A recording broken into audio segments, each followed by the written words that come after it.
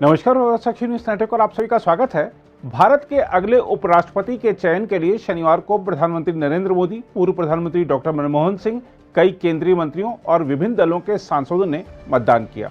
मतदान सुबह 10 बजे शुरू हुआ और शाम 5 बजे तक चलेगा। इसके बाद मतगणना की जाएगी।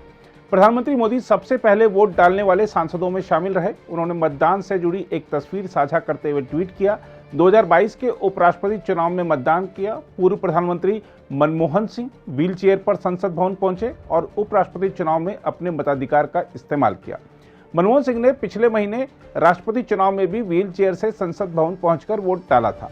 उपराष्ट्रपति चुनाव में राज्यसभा के उपसभापति हरिवंश ने भी मतदान किया। इसके साथ ही केंद्रीय मंत्री अमित शाह, डॉक्टर जितेंद्र सिंह, गजेंद्र सिंह शेखावत और अश्विनी वैष्णव, लोकसभा में बीजेपी के मुख्य सचेतक राकेश सिंह, वाईएसआर कांग्रेस पार्टी के रघु राम कृष्ण राजू और तेलंगाना राष्ट्र समिति के सांसदों ने भी वोट डाला।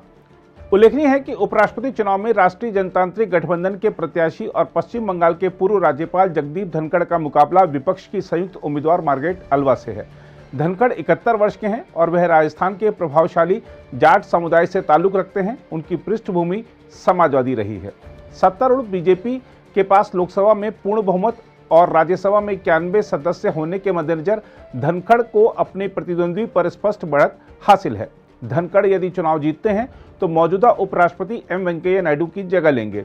वेंकैया नायडू का कार्यकाल 10 अगस्त को समाप्त हो रहा है। हम आपको बता दें कि लोकसभा और राज्यसभा के सभी सांसद, जिनमें मनोनीत सदस्य भी शामिल हैं, उपराष्ट्रपति चुनाव में मतदान करने के लिए पात्र हैं।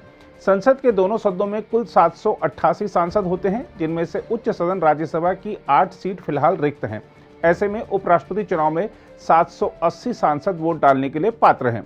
चुनावी परिदृश्य पर गौर करें तो Janata Dal United, YSR Congress, Bahujan Samaj party, अन्ना द्रमुक और शिवसेना ने धनखड़ का समर्थन करने की घोषणा की है और इनके समर्थन से एनडीए उम्मीदवार को 515 के करीब मत मिलने का अनुमान जताया जा रहा है।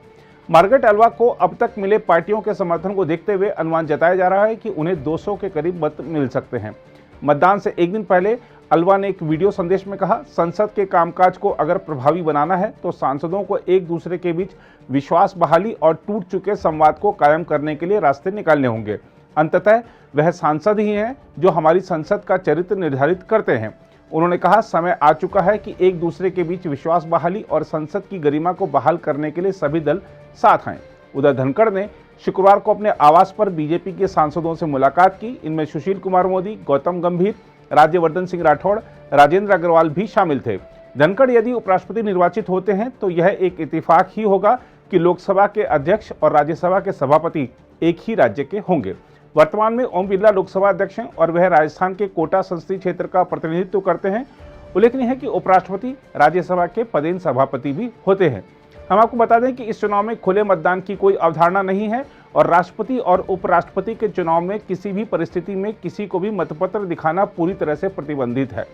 साल 1974 के नियमों में निर्धारित मतदान प्रक्रिया में यह प्रावधान है कि मतदान कक्ष में वोट पर निशान लगाने के बाद मतदाता को मतपत्र को मोड़कर मतपेटी में डालना होता है। मतदान प्रक्रिया के किसी भी उल्लंघन पर पीठासीन अधिकारी द्वारा मतपत्र को रद्द कर दिया जाएगा। उधर वर्तमान उपराष्ट्रपति एम वेंकैया नायडू को राज्यसभा सोमवार को विदाई देगी। उल्लेखनीय है कि सभापति को विदा देने के अवसर पर प्रायः प्रधानमंत्री, सदन के नेता और नेता प्रतिपक्ष और विभिन्न दलों के नेता निवर्तमान सभापति के कार्यकाल में उनकी योगदान और भूमिका की चर्चा करते हैं। अगर आप भी लेना चाहते हैं देश दुनिया की तमाम जानकारी तो आज ही सब्सक्राइब करें हमारे चैनल को। साथ ही नीचे दिए बेल आइकन को जरूर दबाएं ताकि हर अपडेट आप तक पहुंच सके।